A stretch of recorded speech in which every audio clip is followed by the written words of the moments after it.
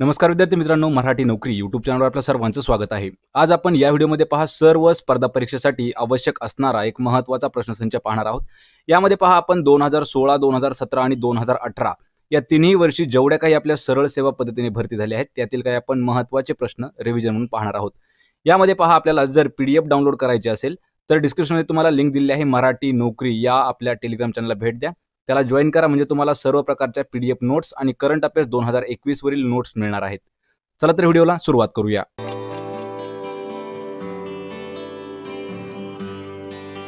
तर आपला प्रश्न पहिला आहे, जिभेच्या शेंड्यावर आपणास प्रामुख्याने डॅश या चवीचे ज्ञान होते. तर पहा मित्रांनो, जी आपली जीभ आहे यावर प्रत्येक भागात वेगवेगळ्या ठिकाणी चव असते. तर जिभेचा जो शेंडा आहे तर त्या शेंड्यावर आपल्याला कोणती चव जाणवते? आपल्याला कमेंट करून उत्तर द्यायचं आहे.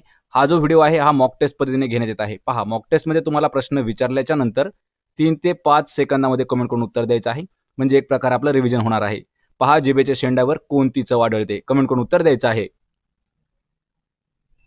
याचं योग्य उत्तर आहे पहा पर्याय क्रमांक 3, गोड चव. ही जी आहे ही जिभेच्या शेंड्यावरती असते. लक्षात ठेवायचे, महत्त्वाचा प्रश्न होता. पर्याय क्रमांक 3 याचं उत्तर आहे.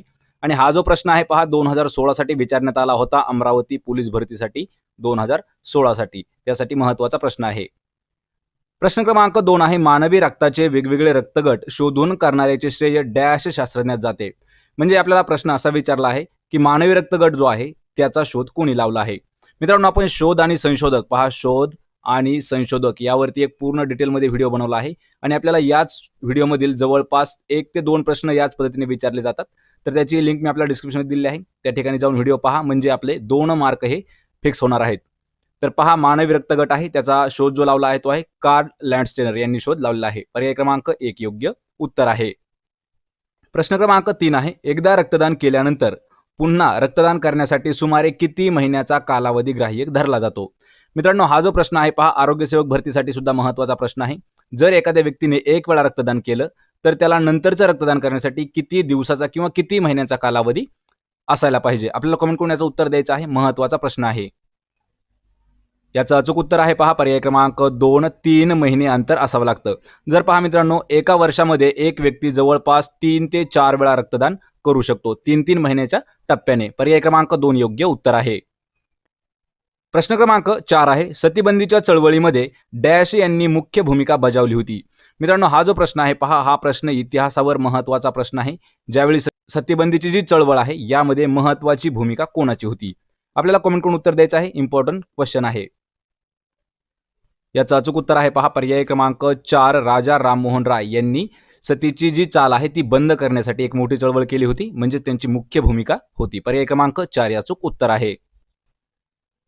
प्रश्न क्रमांक 5 आहे, महाराष्ट्राचे मार्टिन ल्युथर म्हणून कोणाला ओळखले जाते? मित्रांनो, हा जो प्रश्न आहे पहा, हा प्रश्न सर्वात इम्पॉर्टंट प्रश्न आहे, कारण या प्रश्न आपल्याला जवळपास 3 जर भरत्या झाल्या तर त्यामध्ये 2 मध्ये हा प्रश्न विचारला जातो. पहा, महाराष्ट्राचे मार्टिन ल्युथर कोणाला संबोधले जाते? प्रश्न आहे इतिहासावरती.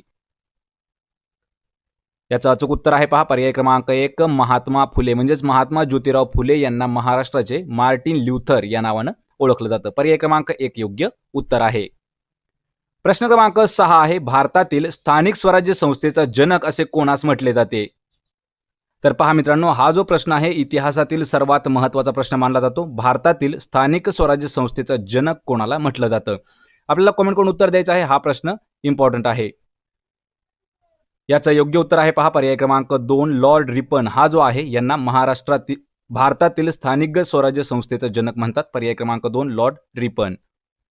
प्रश्न क्रमांक 7 आहे, पूर्व घाट व पश्चिम घाट ज्या ठिकाणी मिळतात ते खालीलपैकी कोणतं शिखर आहे? तर पहा, पूर्व घाट आणि पश्चिम घाट ज्या ठिकाणी एकत्रित मिळतात त्याला कोणतं शिखर आहे?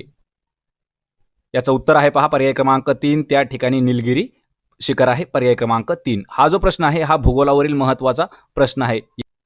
प्रश्न क्रमांक 8 आहे, राजस्थानच्या वाळवंटातील वाळवंटीकरण रोखण्यासाठी कोणती वनस्पती उपयुक्त आहे? पहा, राजस्थानमधील जे काय वाळवंट आहे त्या ठिकाणचं वाळवंटीकरण रोखण्यासाठी वनस्पती लावली जाते, ती कोणती आहे?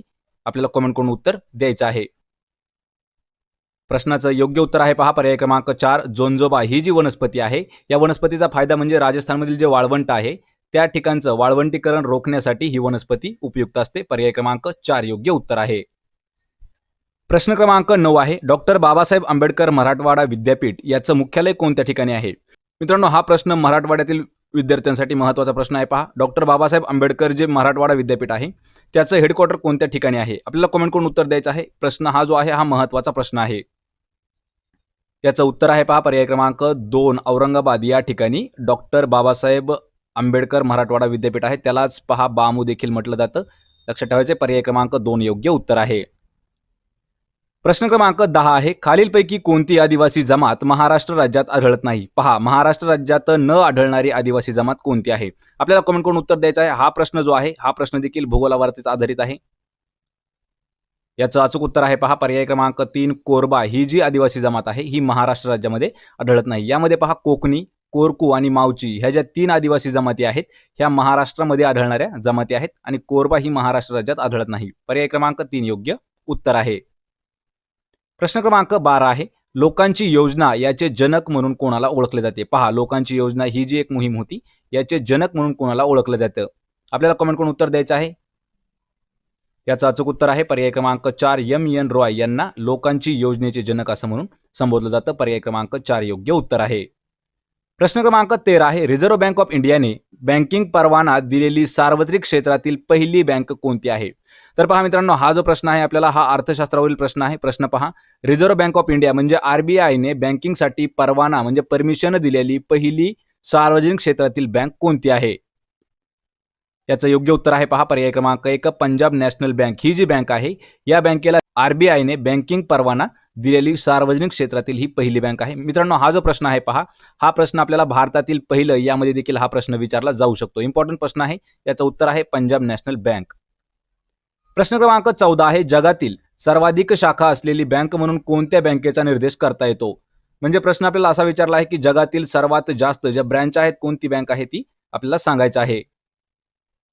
याचं अचूक उत्तर आहे पहा पर्याय क्रमांक 3 स्टेट बँक ऑफ इंडिया. म्हणजेच पहा SBI ही जी बँक आहे ही जगात सर्वात जास्त शाखा असलेली बँक आहे. पर्याय क्रमांक 3 योग्य उत्तर आहे. प्रश्न क्रमांक 15 आहे, डॅश घटना दुरुस्तीद्वारे मालमत्तेच्या हक्काला मूलभूत हक्कामधून वगळण्यात आलेला आहे. पहा, हा जो प्रश्न आहे हा राज्य घटनेवरील आधारित महत्त्वाचा प्रश्न आहे. कोणत्या घटना दुरुस्तीद्वारे मालमत्तेचा जो हक्क आहे याला मूलभूत हक्कामधून वगळण्यात आलेला आहे? कमेंट करून उत्तर द्यायचं आहे. इम्पॉर्टंट प्रश्न आहे. याचं योग्य उत्तर आहे पहा पर्याय क्रमांक 2 44वी जी घटना दुरुस्ती झाली तर त्या घटना दुरुस्तीद्वारे मालमत्तेचा जो हक्क आहे याला मूलभूत हक्कामधून वगळण्यात आलेला आहे. पर्याय क्रमांक 2 योग्य उत्तर आहे 44वी घटना दुरुस्ती. प्रश्न क्रमांक 16 आहे, उपराष्ट्रपतीची निवड करण्याच्या प्रक्रियेत खालीलपैकी कोणाचा सहभाग नसतो? तर पहा, राष्ट्रपतीची निवड करण्यासाठी जी प्रक्रिया राबवली जाते त्यामध्ये खालीलपैकी कोणाचा सहभाग नसतो म्हणजे समावेश केला जात नाही. याचं उत्तर आहे पहा पर्याय क्रमांक 4 विधान परिषद सदस्य जे आहेत त्यांचा राष्ट्रपतीची निवड करताना त्या प्रक्रियेमध्ये त्यांचा सहभाग नसतो. यामध्ये पहा, लोकसभा सदस्य, राज्यसभा आणि विधानसभा हे जे सदस्य आहेत यांचा सहभाग राष्ट्रपतीची निवड करण्याच्या प्रक्रियेमध्ये असतो. विधान परिषद सदस्यांचा नसतो. पर्याय क्रमांक 4. प्रश्न क्रमांक 17 आहे, ग्रामपंचायतीमध्ये कमीत कमी सदस्यांची संख्या किती आहे? पहा, हा जो प्रश्न आहे ग्राम प्रशासनावरील महत्त्वाचा प्रश्न आहे. ग्राम प्रशासन, ग्रामपंचायतीमध्ये कमीत कमी किती सदस्यांची संख्या असते?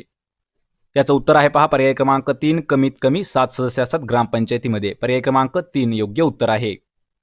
प्रश्न क्रमांक 18 आहे, संविधानातील तरतुदीनुसार स्थानिक स्वराज्य संस्थेच्या निवडणुका घेण्याची जबाबदारी जी आहे ती खालीलपैकी कोणाची आहे? पहा, संविधानात नमूद केलेलं म्हणजे संविधानाची जी तरतूद आहे यामध्ये स्थानिक स्वराज्य संस्थेचे जे काही निवडणुका होणार आहेत म्हणजे इलेक्शन होणार आहेत ते घेण्याची जबाबदारी कोणाची असते?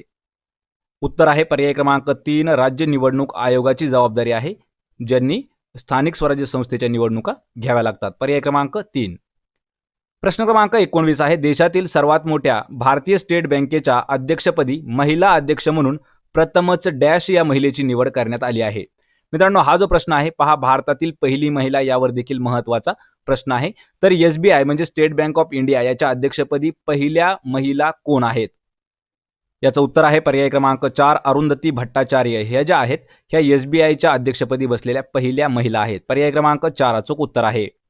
प्रश्न क्रमांक 20 आहे, आमच्या गावात आम्ही सरकार या घोषणेमुळे कोणते गाव प्रसिद्धीस आले होते? हा प्रश्न देखील इम्पॉर्टंट प्रश्न आहे. याचं अचूक उत्तर आहे पर्याय क्रमांक 1 मेंढालेखा. हे जे गाव आहे या गावामध्ये आमच्या गावात आम्ही सरकार या घोषणेमुळे हे गाव प्रसिद्धीला आलेलं आहे. लेखा मेंढा किंवा मेंढालेखा. पर्याय क्रमांक 1.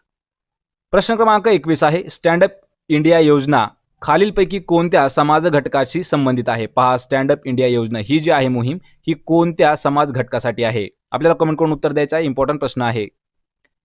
याचं उत्तर आहे पर्याय क्रमांक 4 वरील सर्व. पहा, वरील सर्व म्हणजे काय? अनुसूचित जाती, अनुसूचित महिला आणि महिला या तिन्ही घटकासाठी स्टँड अप इंडिया योजना संबंधित आहे. पर्याय क्रमांक 4 योग्य उत्तर आहे वरील सर्व. प्रश्न क्रमांक 22 आहे, बहिणाबाई चौधरी यांनी कोणत्या बोली भाषेत काव्य रचना केल्या आहेत? पहा, बहिणाबाई चौधरी ह्या ज्या आहेत एक कवयित्री आहेत आणि यांनी कोणत्या भाषेचा वापर करून त्यांची काव्यरचना केलेली आहे? आपल्याला कमेंट करून उत्तर द्यायचं आहे. महत्त्वाचा प्रश्न आहे. त्याचं उत्तर आहे पर्याय क्रमांक 2 अहिराणी. ही जी भाषा आहे या भाषेमध्ये बहिणाबाई चौधरी यांनी त्यांच्या कविता लिहिलेल्या आहेत. पर्याय क्रमांक 2 अहिराणी. प्रश्न क्रमांक 23 आहे, मराठी साहित्यातील पहिले ज्ञानपीठ पुरस्कार प्राप्त लेखक कोण आहेत? मित्रांनो, हा जो प्रश्न आहे पहा, मराठीवर हा महत्त्वाचा प्रश्न आहे. मराठी विषय यातील हा इम्पॉर्टंट प्रश्न आहे. पहा प्रश्न, मराठी साहित्यातील पहिले ज्ञानपीठ पुरस्कार प्राप्त लेखक कोण आहेत? याचं उत्तर आहे पर्याय क्रमांक 3 वि. स. खांडेकर यांना मराठी साहित्यातील पहिला ज्ञानपीठ पुरस्कार मिळालेला आहे. पर्याय क्रमांक 3 योग्य उत्तर आहे. प्रश्न क्रमांक 24 आहे, ताटीच्या अभंगाची रचना डॅश यांनी केली आहे? मित्रांनो, हा जो प्रश्न आहे प्रश्न इम्पॉर्टंट आहे. पहा, ताटीचे जे अभंग आहेत त्याची रचना कोणी केली आहे? याचं उत्तर आहे पर्याय क्रमांक 4 संत मुक्ताबाई यांनी रचलेले आहे ताटीचे अभंग. पर्याय क्रमांक 4. तर मित्रांनो, आज आपण या व्हिडिओमध्ये इथेच थांबणार आहोत. जर आपल्याला व्हिडिओ आवडला असेल तर व्हिडिओला लाईक करा, आपल्या मित्रांमध्ये हा व्हिडिओ शेअर करा आणि आपल्या मराठी नोकरी यूट्यूब चॅनलला लगेच सबस्क्राईब करा. तसेच मित्रांनो, मराठी नोकरी या नावाने आपलं टेलिग्राम चॅनल देखील आहे. टेलिग्राम चॅनलची लिंक आपल्याला डिस्क्रिप्शनमध्ये दिली आहे. त्या ठिकाणी जवळपास आपल्याला 300 ते 400 PDF नोट्स उपलब्ध करून दिले आहेत. तसेच चालू घडामोडी 2021 वर देखील आपण काही प्रश्न उत्तर किंवा नोट्स आपण घेत आहोत. तर भेटूया पुढच्या एका अशाच नवीन व्हिडिओमध्ये. तोपर्यंत जय हिंद, जय महाराष्ट्र.